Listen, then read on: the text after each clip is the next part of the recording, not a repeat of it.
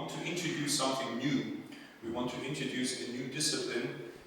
We want to reintroduce a discipline of studying a community that has been in the focus of the media lately, more so than in the past. There has been Yezidi attempts to Yezidi studies, certain examples, and we want to build on these things, and because of that, the new importance of the community, we really try to make something bigger, something larger, and bring together all these resources, and hopefully can go on a path to discover something new in that realm. So that's why I call it New Horizons. So we want to explore some new horizons with the community, with the Yezidi community, and I call that Yezidi Studies. Even the name of that discipline is not set in stone.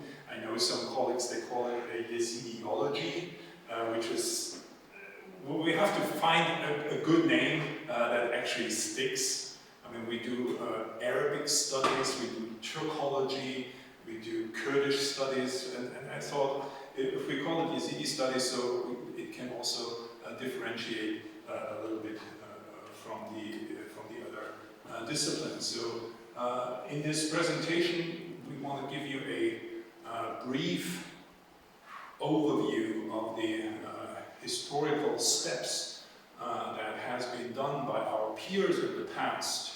So, as I said, we're not doing something new. We build on previous experiences. However, we want to do something with a new methodology, with a new approach, with a new look at the community. So, the past, Yezidi studies in the past. So, I will shed some lights on the early attempts to study the community. And it's a very neutral term, studying the community. You will hear that in the presentation that that the studying has not always been very fairly and very just or very academically objective, but there have been many attempts to take advantage of the community for other gains, for other reasons. So I'll talk a little bit about what happened in the past, how scholars approached the community in the past. Then we have another section in this presentation where we talk about Yezidi studies conducted by Yezidi scholars. And this is then when I want to introduce my colleague, Dr. Shammo. And he will give us a quick introduction of the approach, how Yezidi scholars themselves think about how to study their community. And then we want to close with some remarks about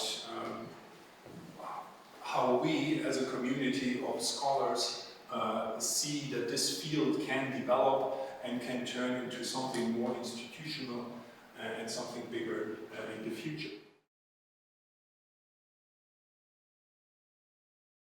Stages of writing about the Yezidis in Iraq into 3 stages or phases.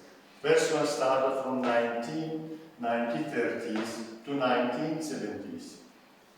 Second one started from 1970s to 1990s. The third one started from 2000s and which is continuing up to now.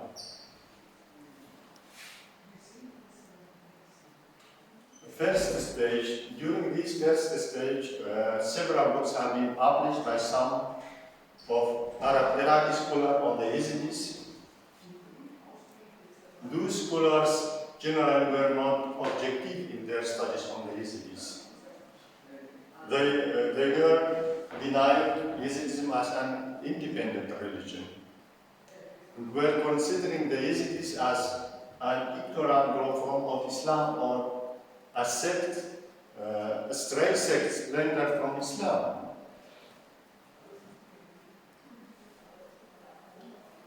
Although all these works, which are written by non-Yezidi scholars, contain a lot of inaccurate information and misguided ideas about the Yezidis and Yezidism, that they lost their scientific credibility, but at the same time they remain as main references for the history of the Yazidi and other aspects of their heritage in Iraq.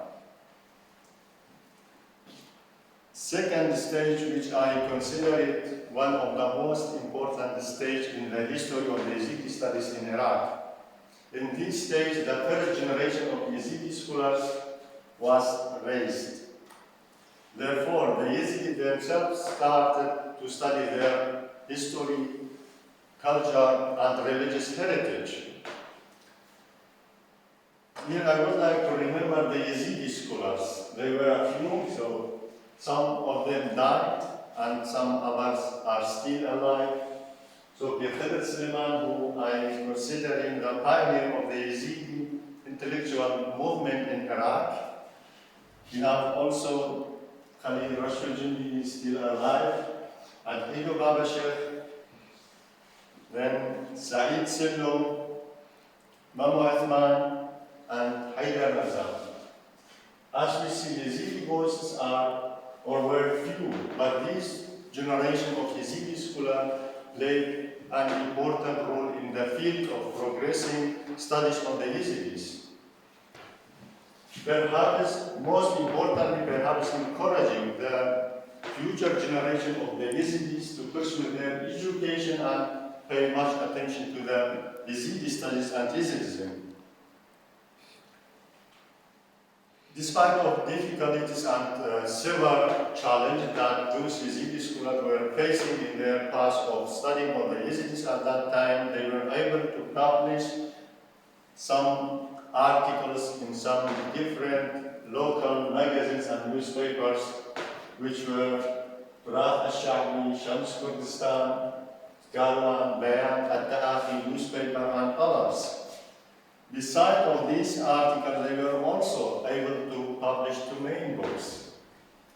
The first one entitled Yezidiyati Barroshna Hendek Tekistin Aine Yezidiyan, Yezidism in the light of some Yezidi religious texts, and which is published by Qader Shammo and Khalil Jindi in 1979. And the second one entitled Bindiyati, or Village Tradition, which published by Qader Shammo in 1984.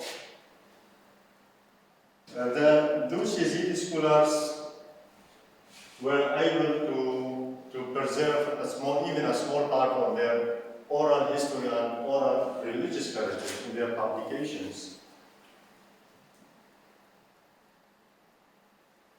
But the main or the great opportunity for the Yezidis to improve their cultural and educational conditions, which hence significantly contributed in the supplementary of studies on the Yezidis, was after 1991.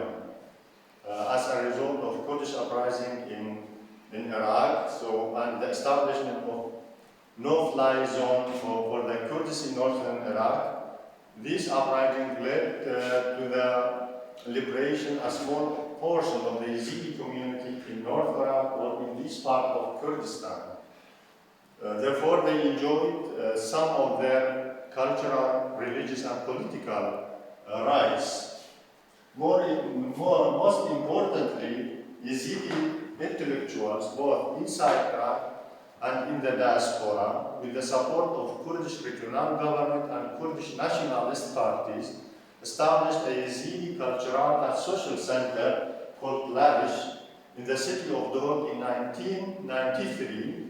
The establishment of this center regarded as a turning point in the history of the Yezidis due to its crucial role in the cultural development of Yezidis through its many different activities.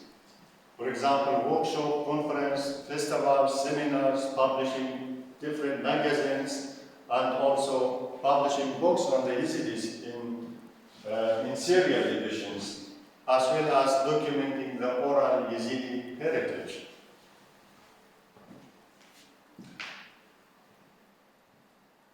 So this is some publications, or these are some publications which were published by the Danish Cultural Center and and its branches in the Yezidi territories in Kurdistan and Iraq. So, as we see, there are 9 magazines and 2 newspapers. We have to say that the top right, so Lalish and Bengidalish, are still... Yes, so they are still publishing now. So the others, these others were publishing by the Lalish branch in the Yezidi territories. Unfortunately, after or due to the genocide of 2014 by the Yazidis which committed against Yazidis, most of them they are not more publishing or not more issued, just 2. That is my magazine Lalish, called Lalish. The second one is Bangladesh, they are still publishing, and the other not.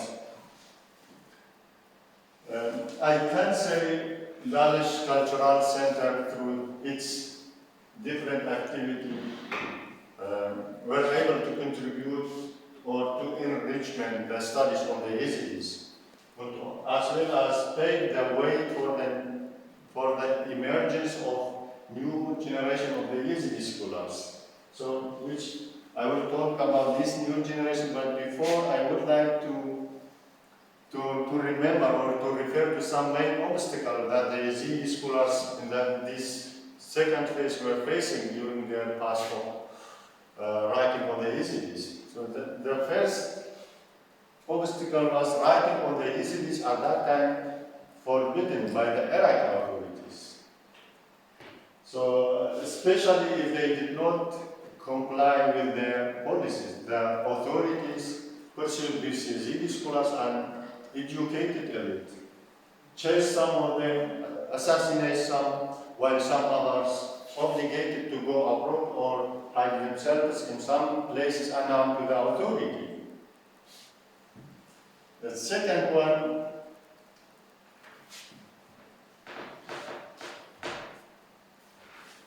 so historically, the Yazidi history and Yazidi religious beliefs have been orally transmitted by the Yazidi keepers of religious law, the Qawards, clerics, and some other religious men. So they were very secretive about their religious beliefs and societal tradition to conceal information from outsiders. This also was one of the biggest challenges for the Yezidi scholars too. So they were not able to obtain information from them, to use them for their research. And the other obstacle was the lack of information about the Yezidism and Yezidis. So the necessary source and document on the Yezidis and Yezidism were not available in the hands of the Yezidi scholars at that time. So we have another section is about the writing feature. So we have talked about this publication which were published by the Yezidi scholars. So their publication have been written in both languages, Arabic and Kurdish, especially Kurmanji dialect. This publication or these efforts generally contain simple information about different aspects of Yezidi community and Yezidi religions, without delving into the information or giving sufficient details to specific subject related to Yezidi or those subjects that they have studied.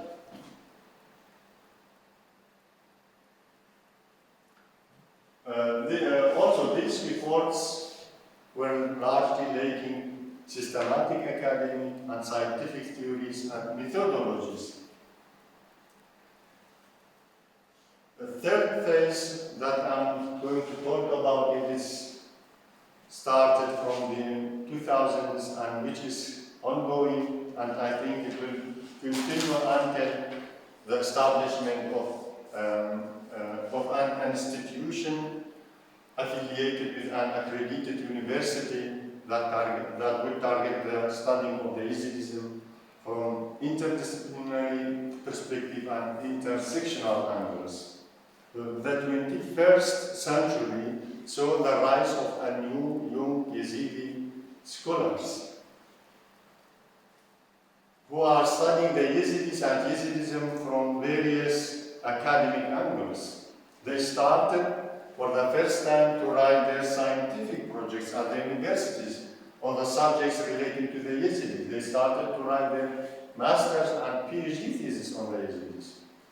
The first master thesis was written on the Yezidi by the Yezidis themselves. It was by a colleague called Adnan Zayan, but the first master, in Iraq, by the Yezidis themselves on their history and religion. But later, some other Yezidis continued to write their thesis on the Yezidis. Therefore, the works of this young Yezidi generation have gained more scientific and academic credibility than the first generation.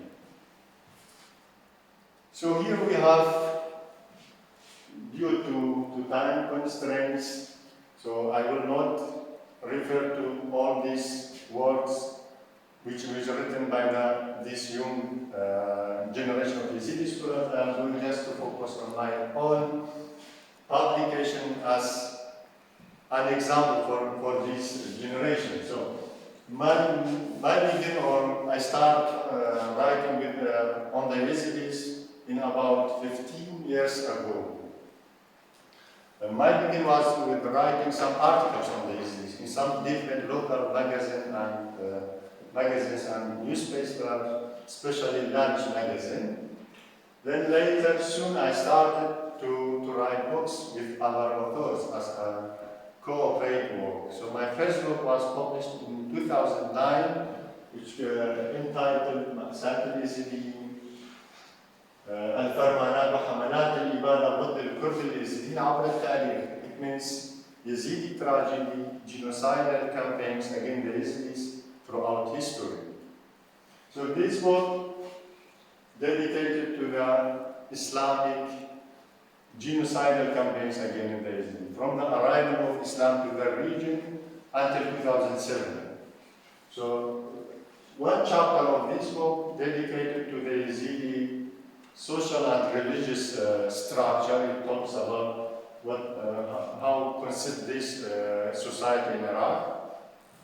And second one, it's also with, I have written with Adnan Zayan, the same author or young Yazidi scholar, which called Studies in the History of Yazidi Kurds. So it also talks about the similar subject or political history of the Yezidis, I can say. The third one is with Qader Shammo, who is, I consider, the pioneer of the Yezidi intellectual movement in Iraq, and also Qader Shammo was with us, translated by a colleague of us, so it was written in Arabic, and then translated by Dr. Qader. This book entitled An Introduction on Yezidians and Lalish. So it's like a guidebook. It talks about the Yezidism, Yezidi community, and Yezidi pilgrimage, Lalish, as well as the activity of Lalish Cultural Center. So this book also contains many pictures with outline or small description about the Lalish Cultural Center activities from its establishment in 1993 until 2009. So the yellow book is Yezidis in Iraq, between citizenship and policies of marginalization. I consider this book one of the most important of my own publications on the Yezidis. It was my doctoral project achieved at the Goethe University Frankfurt am Main in Frankfurt, in Germany. So this book later published by Mielen Press in 2017.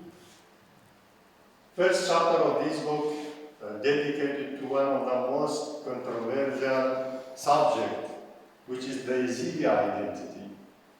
I have examined the Yezidi identity depending on the contemporary Western theories of identity. The rest of the book, it is dedicated to the subjects Yazidi rights, political, cultural, religious rights in the institutional and or in the state institution and constitution of Iraq and Kurdistan, as well as talking about the policies of marginalization which pursued against the Yazidis, such as Arabization policy, and also about the Kurdish nationalist parties toward the Yazidis and how to gain the Yazidi political power in Kurdistan and Iraq. The overall is who are the Yazidis, who are the Yazidis, the history and genocide of an ancient people, so also it's talk about the Yazidi in general. In my last work, it is Islamic State genocide of Yazidis, the present phase of historical Islamic invasion against Yazidis. This is a comparative study. It is still not published, but I think very soon will be published, hopefully. So as last section, so my works are I have worked in some different jobs which helped me to serve the Yezidi Studies, my career at the University of Dor. Also I was a member of High Corporation of Leipzig Cultural Center, which we talked about it. So editing secretary of Leipzig magazine, which is the top we have shortly, editor-in-chief of Leipzig Media Network, editor-in-chief of Dange Leipzig, and so lately, so we have established together with Professor Maisel a Yezidi Studies Center, so we are working now together in this center. And the last section is conclusion.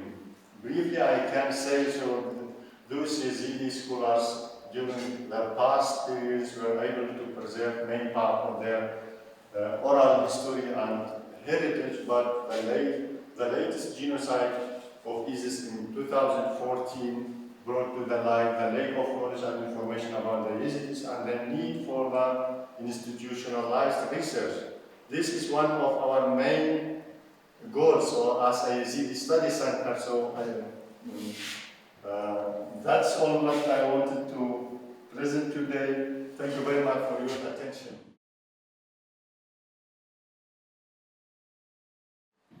So again, if we look at it from in a historical timeline, how we get to this point where we are right now. We started in the 11th century. We heard something about the 15th century, the colonial times, then in modern Iraqi history, and then afterwards with the establishment of the autonomous zone in Iraq and the emergence of new Yezidi studies in Iraq, and at the same time here in Europe, some scholars starting to work together. So we're moving forward. We're moving forward to this very difficult date of August 2014, the genocide, the last genocide against the Yazidis perpetrated by the Islamic State. And this also was a turning point in how we as scholars, the entire academic community, looked at our subject of study, of our interest in this field, because all of a sudden there were very different questions all of a sudden became apparent, and new priorities, new challenges had to we had to face these new challenges, new responsibilities. I also bring that out because the genocide itself, it is not studied in all of its aspects, why it happened and who did it, and the effects on all the communities. So, but working with the subject, with survivors of genocide, is a very difficult way to work.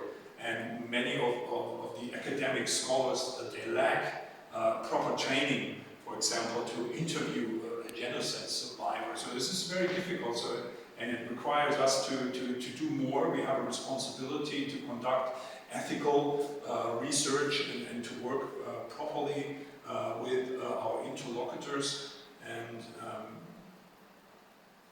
we not about the history of the genocide, although this is also studied from an historical angle, as we heard from Dr. Shammo, but just for us to be aware that this is a turning point in our approach. So the community now all of a sudden received so much attention, media attention, political attention, military attention, cultural attention, scientific attention. But I think it is very important now that we come up with a methodology that acknowledges the difficulties of working with a community that is traumatized, that worked through so many different time periods, and we also have to acknowledge that there are new actors in the field. So we learned that there is a generation of Yezidi scholars, emerging Yezidi scholars. There is also here outside of Iraq, outside of the Yezidi territories, there's a generation of young, interested academics who work on this subject. But there is also a new generation of Yezidis who look at their community not just from the strict academic angle, but include aspects of activism, of political awareness that we need to acknowledge that in order to facilitate that, to bring that these different angles, these interdisciplinary angles, these intersectional angles together.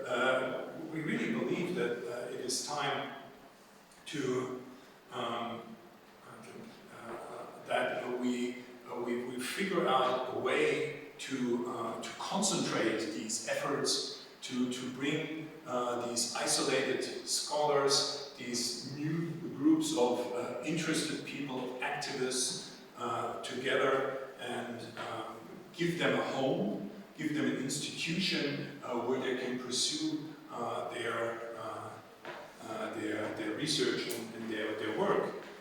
And this is really just I mentioned a few of our colleagues who are spread all over, who are often working individually, isolated, without institutional backup, without institutional support. But what we're really trying to do now here in collaboration with Dr. Shammo and here at Leipzig University is we're trying to bring them together, collaborate, build a network of these different actors, give them an academic home, an academic institution that allows them to do their work, but with this goal of establishing this under the roof of a new academic discipline.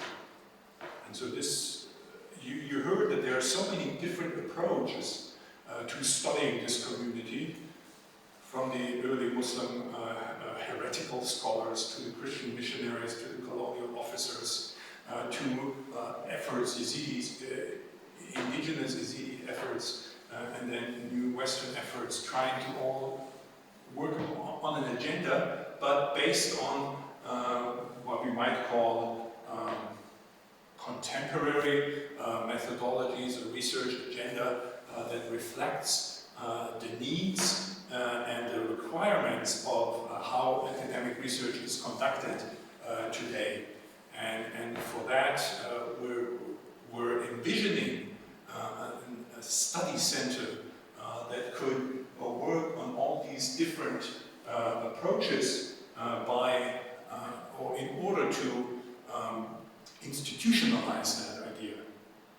So when we, for example, when we do presentations like this, when we participate in the Dies Academicus, when we do lectures, when we do courses, when we start perhaps a master program or a graduate study program, when we publish a special journal on Yezidi studies, all of these little steps will then bring together the efforts, join the efforts in making Yezidi studies as a credible academic discipline, and the need for it, we already heard that there is right now, this is the time to do it. And one of our steps, how we started that, we know we can't start from the top, we have to start from the bottom. We have to do a lot of grassroots work, collaborative efforts, small steps in order to achieve that big goal of making Yezidi studies an academic discipline. So we thought of what can we do, how can we approach that? And we founded that Yezidi Studies Center as a very small entity that so far it's only a digital entity, but in the future we're hoping that this will grow into something bigger, something more stable, institutionalized, and if we can work on these three large, important topics that will be for the benefit of the community, of the Yezidi community, in all areas, wherever they might live, in their homeland, in Iraq, in Syria, in Armenia, in Turkey, or in the diaspora, in exile. And we know Germany is, of course, the home of the largest Yezidi diaspora community, but other countries as well, in the United States or in Australia as well. So if we can connect all these efforts, all these scholars, all these ideas, and come up with a research agenda that reflects the needs of the community, the Yezidi community, but also reflects the needs of the academic community. Because what we learned so far is that the old scholars, they looked at some written sources and tried to find some dogmatic reasons why we hate the Yezidis, or now the new generation looks at oral sources and tries from the oral sources, from the oral texts, to develop some larger theologies or some larger dogmas about the religion. Yeah, but it is all so dispersed, so separate, so segregated from each other. To find a home that brings all these together, we still need to do a lot of research. Right? So research, field research, empiric research on the community hasn't started until Prof. Sulaiman in the 1970s. Right? But the history of the community goes back to the medieval ages or beyond. Right? And with all these developments, recent developments, and the dispersal of the communities in so many different countries, we know we have to do more of the research. And the final aspect is that we're hoping also to develop a curriculum that institutionalizes our understanding of a religious community, which shouldn't be so difficult because this has been done to other small religious ethnic minorities. So we can learn from, for example, what they do in Alevi studies, what they do in Berber studies. Yes, and so minority studies from a linguistic point of view, from a historical point of view, from a religious point of view, is something that is also an emerging discipline. And we hope that we can contribute with our study of Yezidism with the different angles from an interdisciplinary approach, that we can develop that and turn that into a curriculum that will yield results, academic, scientific, cultural, religious results that not only the academic community benefits, but the entire Yezidi community as well. And ideally, we can do that at Leipzig University. So this is our big goal. We're planning to have a number of activities that starts with certain lectures. We will offer a course in the future. We do a summer school on Yezidi studies. We do workshops where we work together and we do some faculty exchange or faculty development with colleagues from Iraq. And in all these different small activities will then hopefully one day will lead us to the establishment of the Center of Yezidi studies. That was it in a short run. Thank you very much for your attention.